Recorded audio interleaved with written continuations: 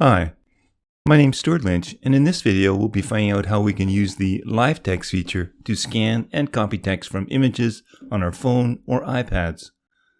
We'll use VisionKit to present the camera and allow us to capture any text it finds. This will be implemented by creating a DataScanViewController using a UIViewControllerRepresentable. Similarly, in the second part of the video, we'll again use the VisionKit to scan an image, looking for text using a UIViewRepresentable to create a UIImageView that will allow us to analyze the image selected from our Photos album. I love getting your feedback, so tap the thumbs up button if you enjoyed this video and leave a comment below. Make sure you subscribe to the video and ring that bell to get notifications of new videos. And if you want to support my work, you can buy me a coffee. There is a starter project for this video, and I encourage you to work along with me, as when you complete it, you'll have a working example that you can refer back to and perhaps even reuse the code with only minor modifications should you wish to implement LiveText scanning in your own projects. Right now there is a single view with a text editor and two buttons. I'll get into the text editor in just a minute. The Scan with Camera button has no action, and what we plan to do here is to bring up the camera and use it to scan the world around us for items with text that you can scan and copy the text to have it placed in the text editor. The second button is actually a Photos Pickers button, using the new Photos UI introduced in iOS 16. I have a complete video on this topic, and I'll leave a link in the description. In that video, we create an image picker class that is used to select one or more images from our Photos album. In this implementation, we'll be picking one photo, and that photo, when selected, will get assigned to the image property. We'll not be displaying the image in our UI, however. We'll be attempting to scan it for text that we will copy and paste into our text editor. You can see when I tap on the button now, the image picker is selected and the photo album is displayed, but nothing is done with that image. In addition, I've added a focus state property to this view so that when I tap on the text editor, the focus state is set. I then create a toolbar with a toolbar item group with a placement of keyboard where I place a button that will allow me to remove the focus and thus dismiss the keyboard. This is more easily demonstrated in a simulator, so let me show you that now. When I tap the text editor, the keyboard appears and the text editor moves up. Now there's nothing that I can do to prevent this border from moving up, but the text editor itself is within the view, below the navigation bar, so we can start typing here. You see that button on the keyboard, so when I tap on it, the focus gets removed and the keyboard is dismissed. Now this is a fairly lengthy video that's broken actually into two distinct parts, so you may wish to watch it over two sittings. Use the chapter markers in the description to jump between sections. So the first thing I want to do is to make our users have the ability to use the camera to scan images with text. So open your app's target and tap on the Info tab.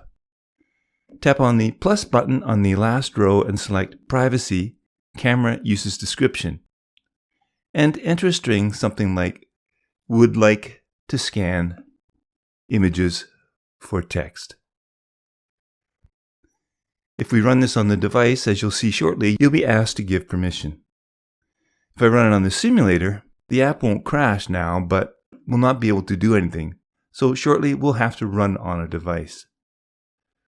To begin live scanning for text, we're going to present our camera in another view using a modal sheet. So let's create a new private Boolean state property called LiveScan that is initialized as false.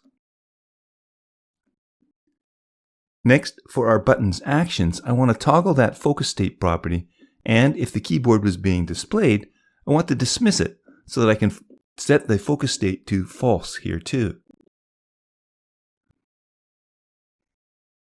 I'll use this then to present a modal sheet, so we'll need to design that now. Let's create a new group for the two files needed for this view, and I'm going to call this group Text from Camera Scan. Inside here, I'll create a new SwiftUI file, and I'll call it LiveText from Camera Scan. This will be our modal sheet that we'll want to dismiss. So let's create an environment variable for the dismiss key path. And I'll call it dismiss. We'll also use the property that triggered this view in our scanning view, so that needs to be initialized. So let's pass that in as a binding, so that when the view is dismissed, the scanning will stop as well. The text that we scan has to be passed back to our calling view and used in our text editor. Well, we already have a property for that, and that's the scan text, so we can add that as a binding as well.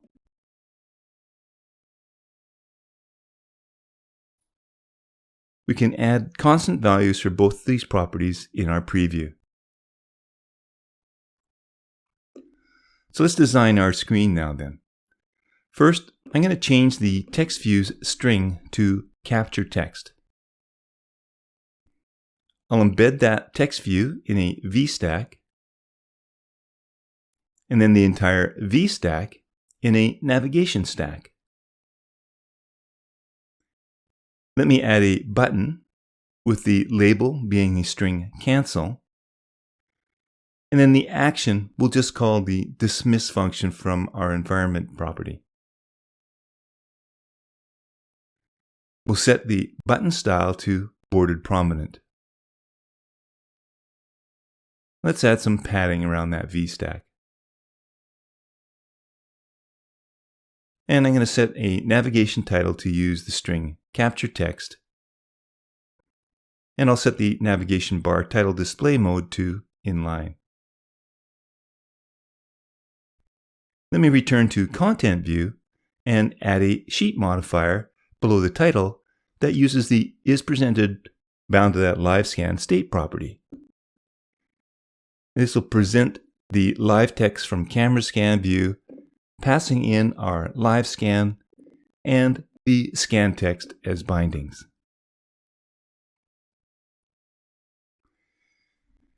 Now, there's no SwiftUI specific view that will give us the ability to present a camera for scanning the images for text. However, there is a UIViewController specifically for that purpose, and that's a DataScanViewController. If we open the documentation, we can take a look at this view controller.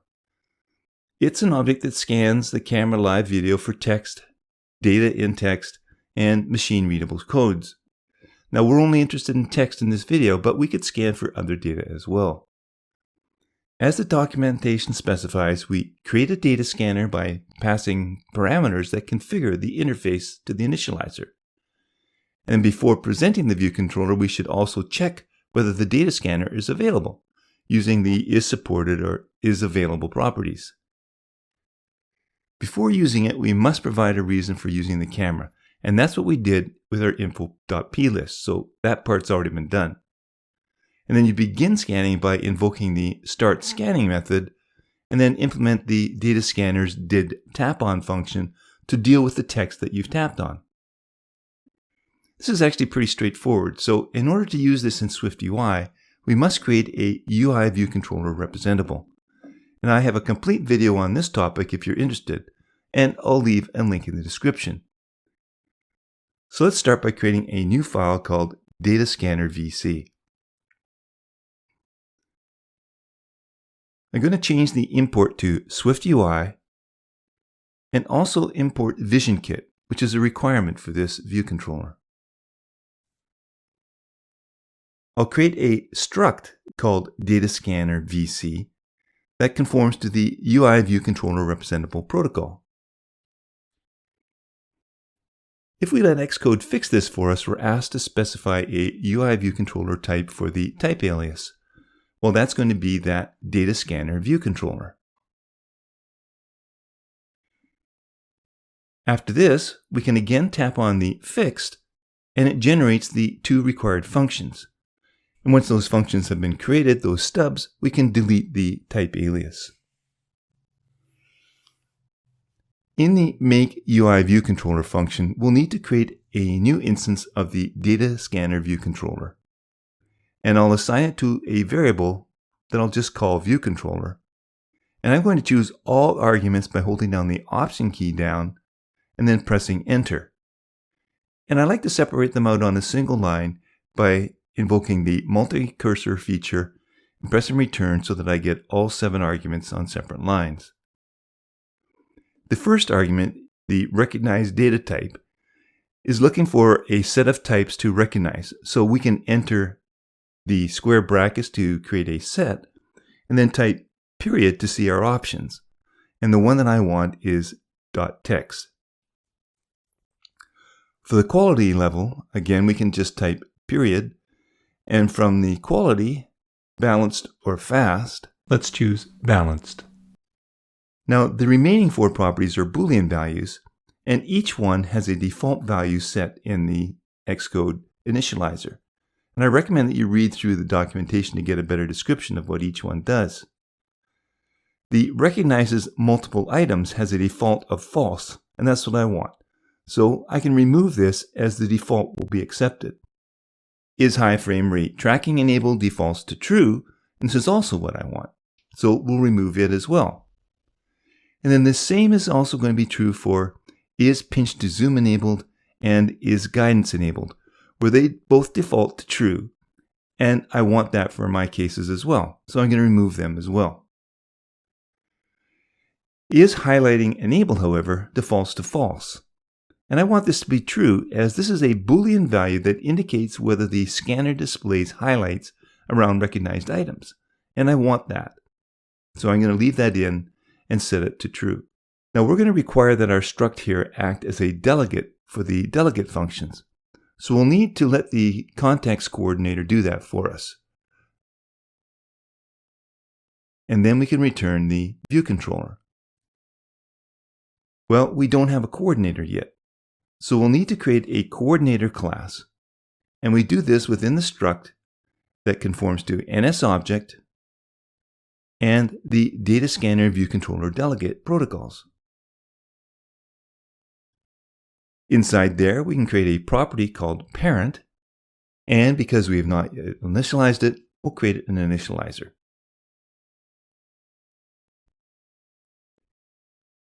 Then we can create a function that's called makeCoordinator that returns a coordinator instance. And in the body, we'll simply just return an instance of our new coordinator class, specifying that the parent is the struct itself, or just self.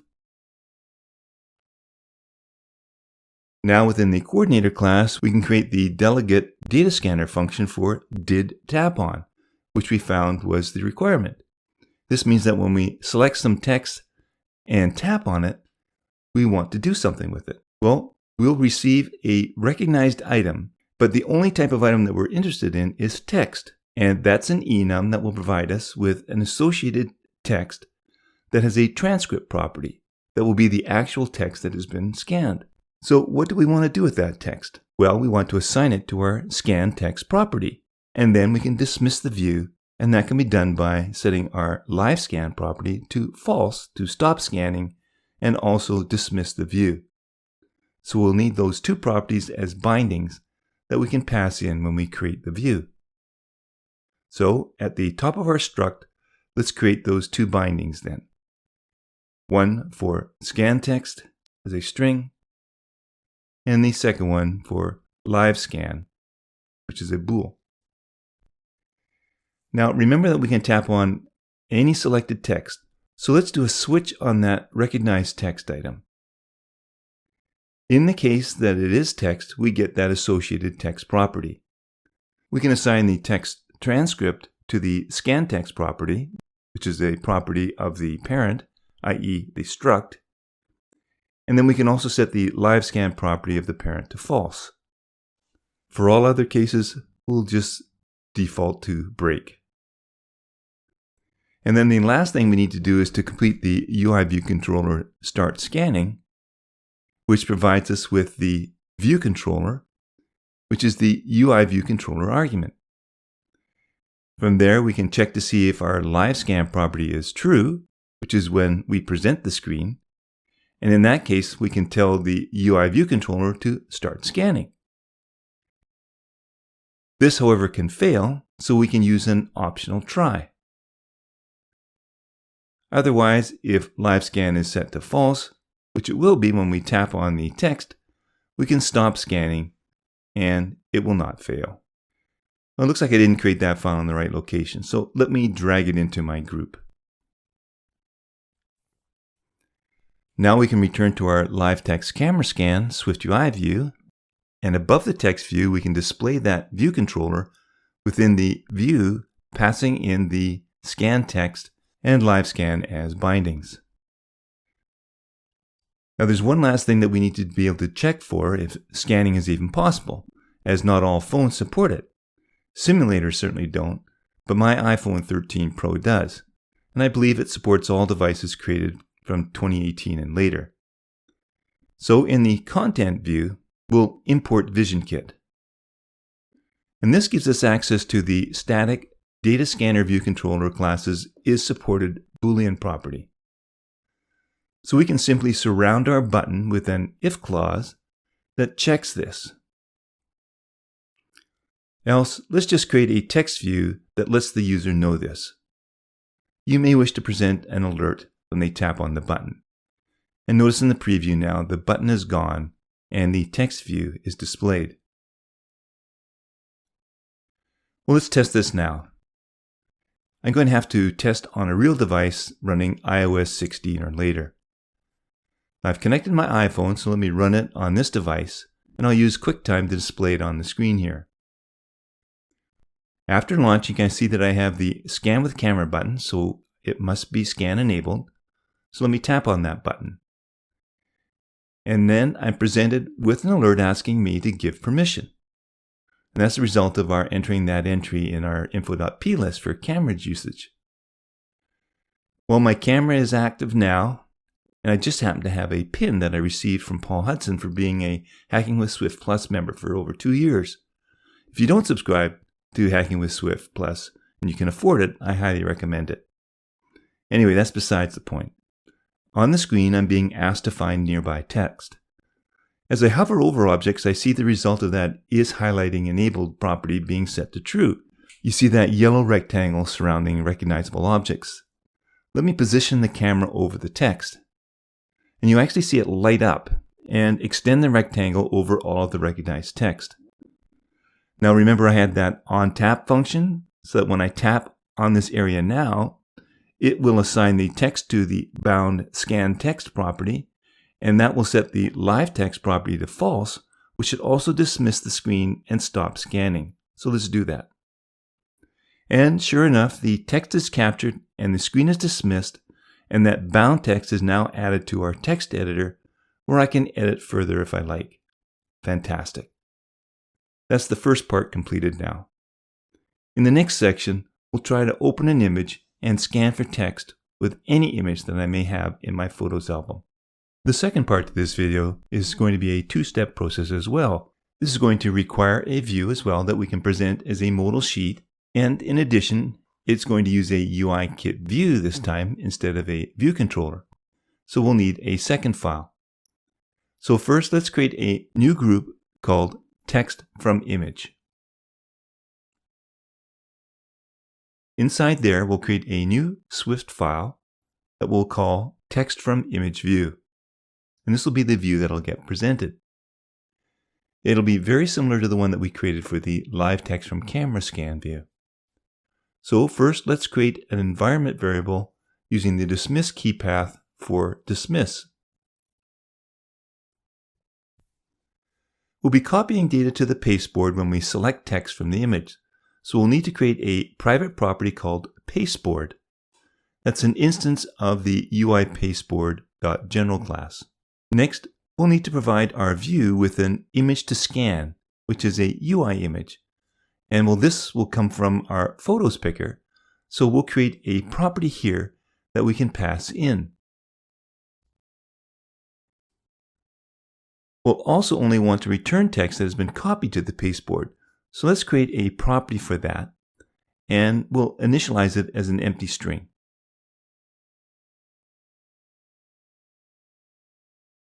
And then for the final property, it will be the binding to our scan text that's used for our text editor.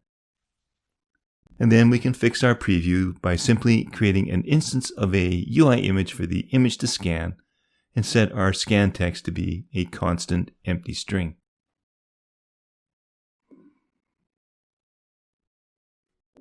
Now let's construct our view, or at least most of it.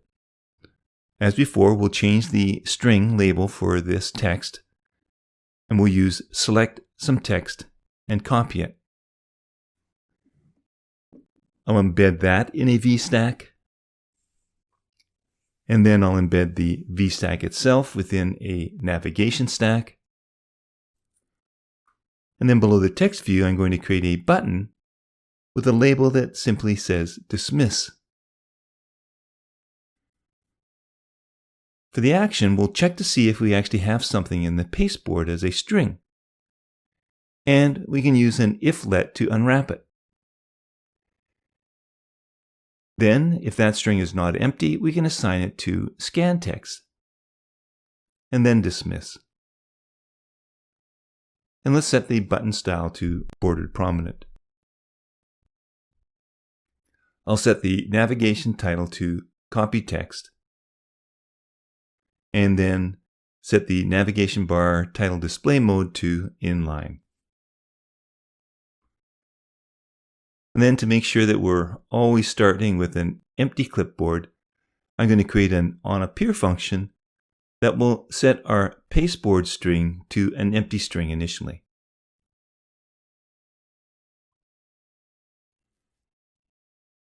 Note that the DataScanViewController is already a main actor, so it will execute on the main queue and update our UI.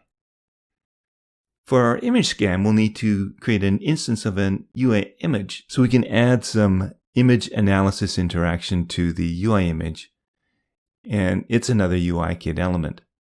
But we want all the updates to happen on the main queue, so when we create our UIViewRepresentable, we'll want to make sure that all updates are happening on the main queue. So inside that text from image group, let's create a new file, and I'm going to call it LiveText UIImageView. I'll change the import to SwiftUI and also import VisionKit again.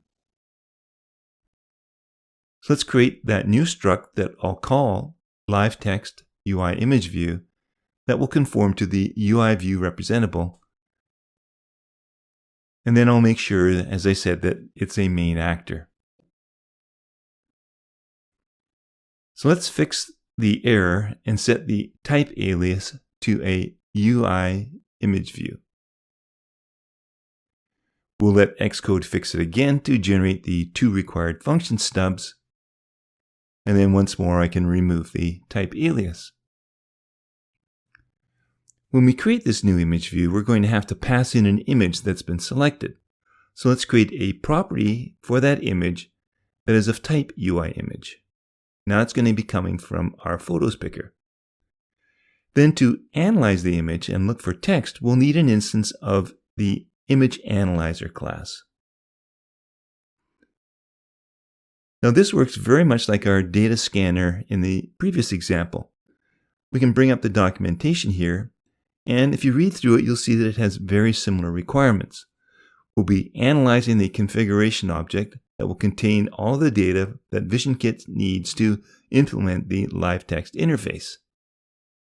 So the other thing that we're going to need is an instance of the image analysis interaction class. If we check the documentation on this, we see that it lets us perform LiveText actions with items that the analyzer detects on that image. So we're going to need to have to return a UIImageView from our make UI view, but we're also going to have to make sure that it will be resizable. So we'll need to do one more thing. Within the same file, we'll create a new class and call it ResizableImageView, and that'll be a subclass of the UIImageView. Inside the body of the class, we'll override the intrinsic content size by setting it to 0. Now at the top of our struct, then we can create an instance of this, and I'm just going to call it ImageView, and we'll be able to use that in both of our functions. Within the Make UI view, we can assign the passed-in image to the ImageView's image property. And then we can call the add interaction function on the image, passing in our instance of the image analysis interaction. And then finally, we can set the content mode for the image view to scale aspect fit, and then return it. In the update UIView method, we'll need to create a configuration using the image analyzer configuration structure to create an instance and specify what type of content we want to analyze. And for that, we just want to analyze text. We can check to see if there's actually an image by using an if-let to unwrap the ImageView's image property. And if so, we can create an instance of our image analyzer by calling our analyzer's analyze function, passing in the image and the configuration. Now we're told that this is an async function that does not support concurrency. So we'll need to embed this within a task unit of work and await the result. We're also told that it can throw, but we're not marking with a try. So let's embed this in a do-catch block, and then we can try and await. And then for the catch block, we'll just print the error's localized description.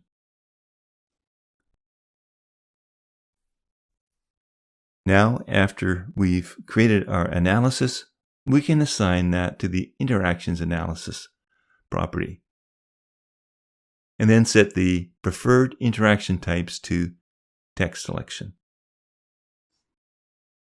Well, we're almost there, but we need to present this view once we have selected an image from our image picker. And we can do that in a modal sheet as we had the last time. However, we'll need to pass in the selected image. So instead of using isPresented modal sheet, we can present it based on the setting of an optional identifiable object.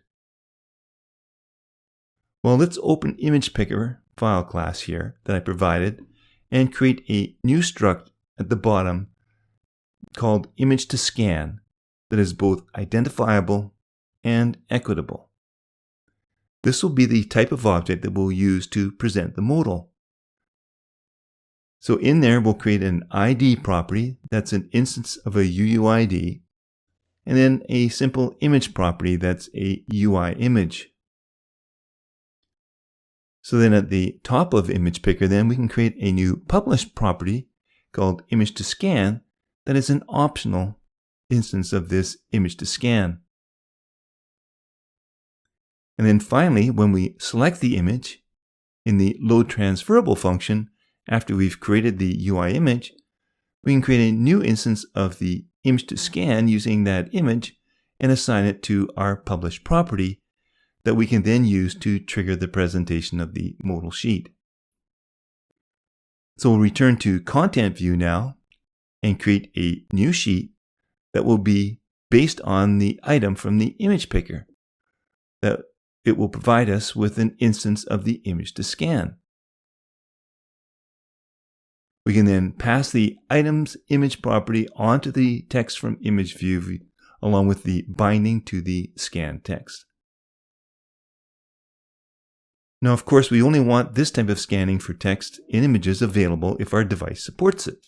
So, as with our first button, we can surround our Photos picker with an if clause that checks to see if the Image Analyzer class is supported. Else, we'll present a text view that says that it doesn't support LiveText scanning from image. And as you can see in the preview, it doesn't, so it's going to display that text view. So before I run this on my phone, I'm going to have to do one more thing. Once we have that image passed in from our text from ImageView, we can present the LiveText UIImageView in our VStack above the text view and the button that we have now. Now we can test. I have my iPhone running iOS 16 attached, and I can use QuickTime Player to show my device on the screen. So let's run it. I can tap on Select Image, and I'm presented with the Photos picker so I can choose an image. This is one I took in Hawaii several years ago of a sign in a window. When I select it, the image picker dismisses and up pops my text from ImageView with that image in it. I can now tap on it and use the LiveText button to show selectable text. So let me select it all. I can then tap on Copy to place it on my clipboard. Now when I tap on the Dismiss button, it will update the bound scan text property and dismiss the view. And here you see the text now in my text editor. Now some of you may notice that I'm now getting a warning that publishing changes from within the view updates is not allowed and that this will cause undefined behavior. This is currently a bug in iOS 16. I'm actually running Xcode 14.1 here, but my phone is still on iOS 16 at the time of this recording. I have, however, updated my iPad to 16.1. So let me just test this app on my iPad. And let me choose the same image once I'm done.